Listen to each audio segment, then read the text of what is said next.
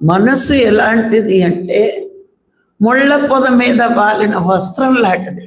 వస్త్రాన్ని స్పీడ్గా పిక్తే చిరిగిపోద్ది, అవునా కాదా?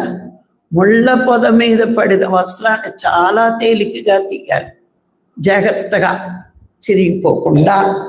అట్లాగే ఈ సున్నితమైన మనసు నువ్వు ఇష్టం వచ్చినట్టు ఆలోచనలు చేసి మరి దాన్ని ఒక రాక్షసుల్లా తయారు చేస్తున్నాం. అందరినీ చెడ్డగా చూస్తే నువ్వు రాక్షసుడివే. నువ్వు ఎప్పుడైతే చెడ్డగా చూసావో నువ్వు చెడ్డ చెయ్యాలి అనిపిస్తుంది. లేదు, ఒక పాజిటివ్ ఆలోచన, మంచి ఆలోచన నువ్వు చేస్తే తొలకరి వర్షం కురిసినట్ట ఆ పొలంలో చెడ్డ భావనలన్నీ ఇసుక చెల్లినట్టు అవుతాయి. మంచి భావనలన్నీ ఒక తొలకరి వర్షం కురిస్తే ఆ మంచి నేల చక్కని పంటనిస్తుంది.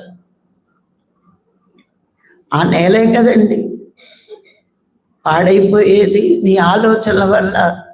ఆలోచనలు, చెడ్డ ఆలోచనలని ఇసుకని జల్లితే ఎడారిగా మారిపోయింది.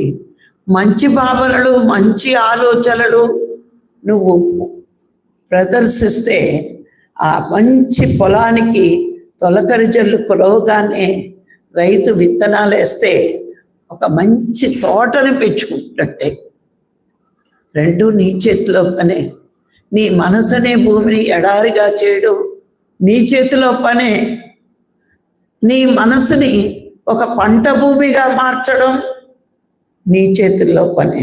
నువ్వు తోటనే పెంచుతావా, ఎడారిగా ఉంచుతావా, నీ ఇష్టం, నీ చేతిలో పని.